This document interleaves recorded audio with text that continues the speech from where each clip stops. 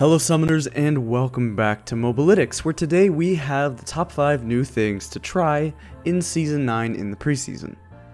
This video is just going to be a compiled list of 5 new things that have come about due to the recent patches, both patch 8.23 and patch 8.24. Some of these things aren't entirely brand new things, but they are things that we've tried, played ourselves, and give some insight on why they might be pretty darn good, and you should give them a try. So without further ado, let's get into number 1.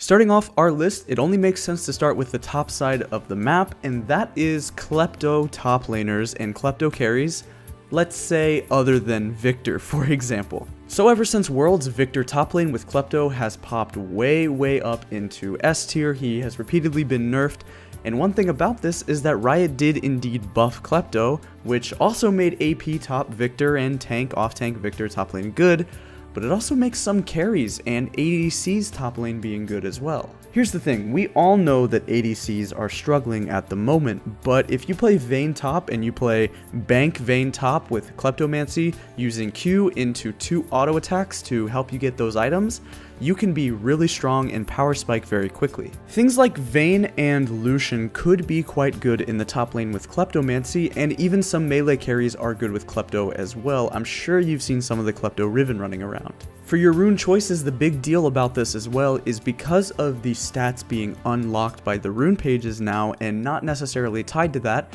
technically on an ADC, you could go Inspiration into Resolve if you wanted to versus some tank or melee carry matchups and still take attack damage, attack speed, and armor. While you must always be careful about getting too aggressive and playing too aggro in lane, with these champions just allow your time to scale and give it a go and see how this works. Oh, and one more super important yet quick little tip, especially if doing this with Vayne, just gonna cut to the live commentary for a sec. So normally, obviously, if you use Q, you get next 2 autos, you get Klepto, right? But actually, as your auto attack is flying in midair, if you press Q, you actually get your Klepto proc. So that's a big thing for trading. You can literally just auto, Q, look, that's both your Klepto procs right there. For number 2 on our list, let's talk about Shyvana, but let's talk about AP Shyvana. Oh man, if I talk about this, if we put this in this video, is she going to be broken now? Is she going to be picked in competitive play? I'm not really sure. All I know is that with Dark Harvest being changed as well, that became insane on her. AP Shive was already something people were playing. A little bit here and there, you could build AP. Because of the changes that Riot did give to her a while back, this means that she does have a bit better AP ratios, and they gave her a big AP ratio on your E.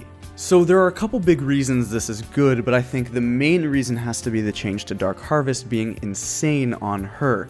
The thing is that before, you would want that Electrocute level of burst, but getting 3 spells off is not how you play AP Shyvana. All of your damage is front loaded either into your ultimate or your E. So the way that this works is from maximum range, you can throw an E, and if they're below half health, it's gonna kill them. Like, it will kill them with a Dark Harvest proc, and it's such a small particle, it's basically like getting hit with a Jace EQ, but you don't have this acceleration gate, you don't know it's coming, you may have not even seen that Shyvana is AP before she hits you with it. Holy crap, this is a lot of damage. One big thing about this is your ultimate. You are 100% reliant on that, and you are not a champion if you don't have your ultimate. However, building the Nashor's Tooth item will make things much easier for you. One thing that you should note is how you stack this up. Let's say you're jungle Shyvana, and you go in a teamfight, you blow them up with your ultimate and then your E, and now your ult's down. Don't go to your jungle camp if you don't have to and use your E or your W. Don't do it. Just auto attack it down. With all the attack speed from Nashor's Tooth and just auto attacking it, and because you're actually not AD Shyvana, you're AP, so your autos don't really hurt that bad, this means that just on 2 jungle camps alone, I did it in the Gromp and the Wolf camp, you can easily stack your ultimate back up. So you go in a team fight, use your ultimate, blow somebody up, blow up a squishy, go clear 2 jungle camps with just auto attacks, and your ultimate is ready again. Are you kidding me? That's OP. Basically, you just need to scale up and get your items. Yes, you're very weak early game, but for how strong you can get, or if you snowball, I think this is genuinely good, and you might just see this be played. I'm not sure. I think it's good, but we'll see how it works out. For number 3 on our list, let's talk about one ADC that has been out of the spotlight for a very long time in Caitlyn. So with the changes to marksman itemization and crit items, yeah, Caitlyn has been in a bad spot for a very long time after being one of the most dominant and oppressive ADCs in the game. For probably 2 years, she has been lackluster. However, there is one build itemization and optimization you can use with the runes, and that is taking Grasp of the Undying. In a similar situation to Marksman taking Kleptomancy in the top lane like in number 1, this is the same thing here. Because you can take the stats that you want, that means that rune choices, even if it seems weird at first, are much more flexible.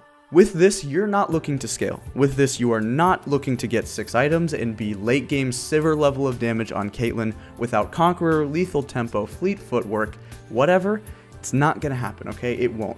However, you can play this basically like an objective killing bot. Take Grasp of the Undying and constantly poke out and trade in lane, and you will be so shocked at how oppressive this is, and if you're able to end the game before 25 minutes, you're going to do the most damage to towers by far. One change that Riot gave to Caitlyn way back was that her headshot works on towers, so with Demolish, your headshot, and the fact that you're already oppressive in lane and can constantly proc Grasp of the Undying with your massive auto range, you can start to see why this is good. You don't play like a traditional marksman. Again, you're not waiting for 3, 4, 5, 6 items. You're not. You're just trying to end the game by sieging. As a side note, this could also be good on Tristana, but if you don't want to do that, also you could just take the Resolve Tree secondary on Tristana. You could go Fleet Footwork into Resolve and look to take the Demolish rune. Rotate around the map, run top lane, run mid lane, take all the outer turrets, and because of turret plating, you can also stack up and get some gold very effectively. If you get first tower and break all the plates with you and your support, you guys will be so far ahead of the game without getting a single kill. For number 4, let's talk about funneling. Funneling is back because Riot removed or kind of re-added in the jungler bonus. They thought that with the changes in the preseason, that this would not be a problem anymore. That was an outdated band-aid fix, and it was only ever intended to be a band-aid fix, but it might turn out to be a bigger change than we thought. It appears that funneling, especially with Jax and Master Yi, has come back in full force. I think Nunu Karthus is out of the question because of the changes to Nunu and his rework, but I think Jax and Master Yi funneling with Taric is just as strong as before, maybe even stronger. Again, this is in large part to do with the changes to the jungle items again, now that you don't get that reduced gold. But one thing that was worth noting is that even before this, even before the preseason, Taric mid technically was the highest win rate mid laner in the game. There actually were people funneling before this, and it only got stronger. I don't think funneling ever truly went away, especially for solo queue. Maybe for competitive play, yes, but funneling has been alive and present for a couple of months still. Just as with before, the strategy is exactly the same. Funnel all of your gold and get all of the gold on Jax or Master Yi or whoever you're funneling with as quickly and as fast as possible. The idea is that these champions, especially paired with a Taric, will be tanky enough in teamfights, will do enough damage to be the only significant damage on your team and still carry, and they're so ahead of the item and XP curve that there's no way you can deal with them. No matter what, they can kind of 2v4 just because the Yi is so fed. Moving on to our last thing, number 5. Let's talk about Mage's bot, but specifically taking double Dark Harvest, so both of you taking Dark Harvest. Examples being something like Ziggs and Zyra, things like Heimerdinger and Brand. These bot lanes seem to be too hard to lane against, it almost seems nearly impossible. These things were already good before the Dark Harvest changes. If you had seen it before, I mean honestly, Vel'Koz, Zyra, both of them taking Arcane Comet or Aerie, the poke was just too good. There was no way to survive just how much damage they could output, and even if they get set behind, their base damage is just so high, they can constantly push the wave, shove you in, and now with the turret plating changes, and with the fact that Dark Harvest seems to be the best mage rune in the game at this point, that kind of means, hey, look at that, it's impossible to lane against. Imagine trying to pick a hyperscaling ADC into this. Imagine you're playing Jinx or Tristana or something like that, and you're like, huh, I absolutely just can't lane and I'm down 70 CS. That's kind of how it feels playing this and playing against it. Even with the proper setup, sometimes it feels too hard. I even played games of Heimerdinger where I did get hooked, and I died to Blitzcrank in the Jinx a couple of times, but even then I just came back, and once I completed Ludens, there wasn't much they could do. All my focus was just basically getting as many Dark Harvest stacks as possible, and once I had 6, 7, 8 Dark Harvest stacks out of laning phase, my empowered rockets would just hit people like a truck. It was just no counterplay at all. Heimerdinger has skyrocketed to the highest win rate in the bottom lane, and for very good reason. I think Dark Harvest seems too good on him. Anyway, this has been the Mobalytics 5 new things to try in the preseason. Let us know new things you've been playing in the preseason. I've seen some press the attack Leona. I've seen a lot of different things. So let us know in the comment section down below. Good luck in the preseason, and use the product at mobalytics.gg.